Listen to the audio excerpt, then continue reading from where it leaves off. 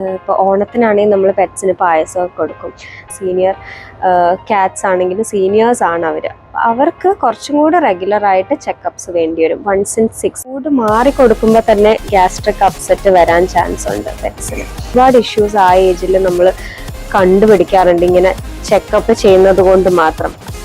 Chocolate, പിന്നെ ചായ, coffee അതേപോലത്തെ സാധനങ്ങളൊക്കെ നമ്മൾ പൊതുവെ ആണെങ്കിലും കൊടുക്കാതിരിക്കുക കേട്ടോ. അതായത് പപ്പീസ് അല്ലെങ്കിൽ കിറ്റൻസ് ആവുമ്പോൾ അവർക്ക് എവറി 2 weeks അല്ലെങ്കിൽ എവറി 3 weeks വെറ്റിനറിയൻ സ്കെഡ്യൂൾ ചെയ്യുന്ന പോലെ വാക്സിനേഷൻ അവർക്ക് ഉണ്ടാവും. നമസ്കാരം, എല്ലാവർക്കും റെയിൻ ഫോറസ്റ്റ് പെറ്റ്സ് ആൻഡ് പ്ലാന്റ്സിന്റെ മറ്റൊരു എപ്പിസോഡിലേക്ക് സ്വാഗതം. ഇന്ന് നമ്മുടെ കൂടെയുള്ളത് നമ്മുടെ വെറ്റിനറിയനായ ഡോക്ടർ ശ്രുതി ചന്ദ്രമോഹനാണ്. Welcome doctor. Thank you. നമ്മുടെ പെറ്റ്സിൻ്റെയും അതേപോലെ ആസ് പെറ്റ് പേരൻസ് നമ്മുടെ ലൈഫ് കൂടുതൽ എങ്ങനെ ഈസിയർ ആക്കാം, അതിന് നമ്മൾക്ക് എന്തൊക്കെയാണ് ചെയ്യേണ്ടത് എന്നുള്ള ക്വസ്റ്റ്യൻസ് ആയിട്ടാണ് നമ്മൾ ഇന്ന് ഡോക്ടറുടെ കൂടെ ഇരിക്കുന്നത്. നമുക്ക് ചോദിക്കാം ഡോക്ടറോട്.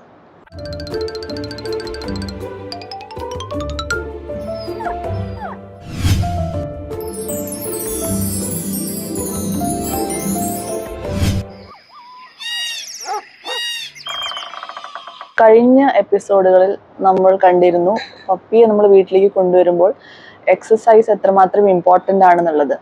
അപ്പോൾ ഒരു ഫിസിക്കൽ ആക്ടിവിറ്റി നമ്മുടെ പപ്പിക്ക് എങ്ങനെയൊക്കെ ഇൻട്രൊഡ്യൂസ് ചെയ്യാം, അല്ലെങ്കിൽ വേറെ ഏതൊക്കെ രീതിയിൽ നമ്മുടെ പെറ്റ്സിനെ എൻഗേജ് ചെയ്യാം എന്ന് ഡോക്ടർ ഒന്ന് എക്സ്പ്ലെയിൻ ചെയ്യാം. നമ്മൾ പെറ്റ്സിനെ നമ്മൾ വളർത്തുന്നത് തന്നെ നമ്മൾ അവർക്ക് ഒരുപാട് സ്നേഹം കൊടുക്കാനാണ്, നമ്മൾ അവരുടെ കൂടെ കളിക്കാൻ വേണ്ടിയിട്ടാണ്. അപ്പം എസ്പെഷ്യലി കുട്ടികളൊക്കെ ഉള്ള വീടുകളിലാണെങ്കിൽ നമ്മൾ അവരായിട്ട് ഒത്തിരി കളിച്ചുകൊണ്ടിരിക്കുക. അത് തന്നെ അവർക്കും നമ്മൾക്കും ഈക്വലി ഇമ്പോർട്ടൻ്റ് ആണ്. നമുക്ക് മെൻ്റൽ സ്റ്റിമുലേഷൻ അവർക്കും കിട്ടും, നമ്മളുടെ മെൻ്റൽ വെൽബീയിങ്ങിനും അത് ഇമ്പോർട്ടൻ്റ് ആണ്.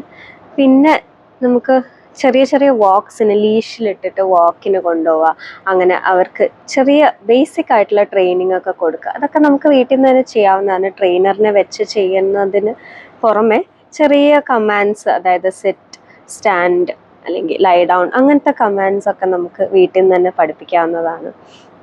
പിന്നെ പെറ്റ്സിന് ബോർഡം ഒഴിവാക്കാൻ വേണ്ടിയിട്ട് നമുക്ക് പസിൽസ്, അതേപോലെ ഇപ്പോൾ അവൈലബിൾ ആയിട്ടുള്ള ഒരുപാട് പ്രോഡക്ട്സ് ഉണ്ട്. അവർക്ക് സ്റ്റിമുലേഷൻ കിട്ടുന്ന രീതിയിലുള്ള പസിൽ ബോക്സസ്, അല്ലെങ്കിൽ ഫുഡ് ഹൈഡ് ചെയ്ത് വെച്ചിട്ട് അതിൽ നിന്ന് കണ്ടുപിടിക്കാൻ പറ്റുന്ന ബോക്സസ് ഒക്കെ ഉണ്ട്.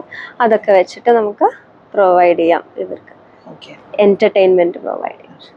പിന്നെ ഡോക്ടറെ, നമ്മൾ കാണുന്നത് ഈ ഫെസ്റ്റിവൽ സീസൺസ് ആയി കഴിഞ്ഞാൽ ഒരു പൊതുവെ പാറ്റേൺ എന്ന് പറഞ്ഞാൽ പെറ്റ്സിന് ഡൈജഷൻ ഇഷ്യൂസും ഒക്കെ ആയിട്ട് വരും. അതായത് നമ്മൾ വീട്ടിൽ ഭക്ഷണമൊക്കെ കൊടുത്തു, അത് അവരുടെ ദേഹത്തിനും പിടിച്ചില്ല, അങ്ങനെയൊക്കെ ആയിട്ട് ഡൈജഷൻ ഇഷ്യൂസ് ആയിട്ട് കുറേ കേസസ് നമ്മൾ കാണാറുണ്ട്. അപ്പോൾ ആ സ്ഥിതി, ഇങ്ങനത്തെ ഫെസ്റ്റിവൽ സീസണിൽ ഒരു പെറ്റ് പേരൻ്റ് എന്തൊക്കെയാണ് നോക്കേണ്ടത് ഇങ്ങനത്തെ പ്രശ്നങ്ങളെല്ലാം ഒഴിവാക്കാനായിട്ട്?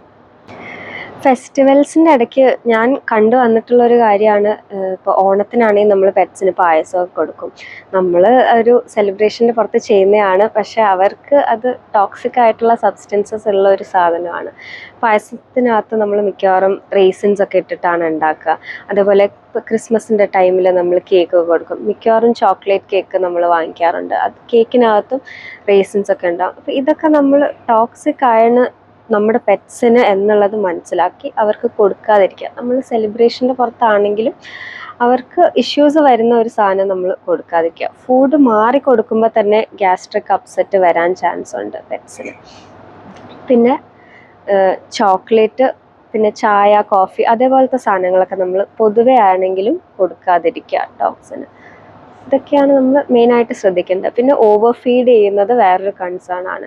ഫെസ്റ്റിവൽസിന് നമ്മളും കൂടുതൽ കഴിക്കും, നമ്മൾ കൂടുതൽ ഫുഡ് കൊടുക്കുകയും ചെയ്യും. അത് ഒഴിവാക്കാം. പെറ്റ്സിന് അവരുടെ റേഷൻ തന്നെ കൊടുക്കുക, അവർക്ക് യൂഷ്വലി കൊടുക്കുന്ന അളവ് തന്നെ കൊടുക്കുക, അവർക്ക് യൂഷ്വലി കൊടുക്കുന്ന സെയിം ഫുഡ് തന്നെ കൊടുക്കുക. ഡോക്ടർ, ഒരു പെറ്റിൻ്റെ ലൈഫിൽ പല മൈൽ സ്റ്റോൺസ് ഉണ്ടല്ലോ. അപ്പോൾ നമ്മളൊരു പെറ്റിനെ എപ്പോഴൊക്കെയാണ് ചെക്കപ്പിന് വേണ്ടിയിട്ട് ഡോക്ടറെ അടുത്ത് കൊണ്ടുവരേണ്ടത്? ജനറലായിട്ട് ചെക്കപ്പ് എന്ന് ഉദ്ദേശിക്കുമ്പോൾ നമ്മൾ അത് ഓരോ ഏജ് ഗ്രൂപ്പ് അനുസരിച്ചാണ് അത് നമ്മൾ ഡിസൈഡ് ചെയ്യുന്നത്. പപ്പീസ് അല്ലെങ്കിൽ കിറ്റൻസ് ആവുമ്പോൾ അവർക്ക് എവറി 2 weeks അല്ലെങ്കിൽ എവറി 3 weeks വെറ്റിനറിയൻ സ്കെഡ്യൂൾ ചെയ്യുന്ന പോലെ വാക്സിനേഷൻ അവർക്ക് ഉണ്ടാവും. അപ്പോൾ അത് ആ ടൈമിൽ തന്നെ എടുക്കുക. പിന്നെ അത് വാക്സിനേഷൻ കഴിഞ്ഞിട്ട് വൺസ് എ ഇയർ നമ്മൾ റീവാക്സിനേഷൻ വിളിക്കും. അന്നേരത്തേക്ക് റെഗുലർ ചെക്കപ്സ് ഷെഡ്യൂൾ ചെയ്താൽ മതി. അന്ന് എന്തായാലും ഡോക്ടർ ഫുൾ നോക്കിയിട്ട് തന്നെ വാക്സിൻ എടുക്കുള്ളൂ. പിന്നെ ഒരു കൺസേൺ എന്ന് പറഞ്ഞാൽ കുറച്ച് സീനിയർ ഡോഗ്സ് ആകുമ്പോൾ, അതായത് ലാർജ് ബ്രീഡ്സിന് ഒരു അബവ് 6 years, അല്ലെങ്കിൽ പിന്നെ സ്മോളർ ബ്രീഡ്സ് ആണെങ്കിൽ അബവ് 8 years നമ്മൾ അവരെ സീനിയർ ഡോഗ്സ് എന്ന് പറയാം. അല്ലെങ്കിൽ സീനിയർ ക്യാറ്റ്സ് ആണെങ്കിലും സീനിയേഴ്സ് ആണ് അവർ.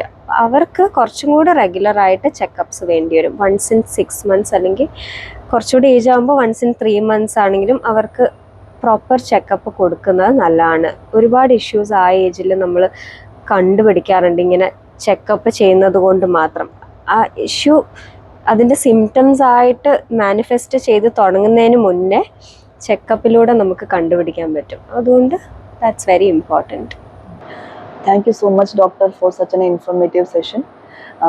This is just the starting. നമ്മൾ ഇനിയും വെറ്റിനറിൻ്റെ കൂടെയുള്ള സെഷൻസ് ഫോളോ ചെയ്യാൻ അല്ലെങ്കിൽ നിങ്ങളുടെ മുന്നിൽ കൊണ്ടുവരാൻ ശ്രമിക്കുന്നതായിരിക്കും.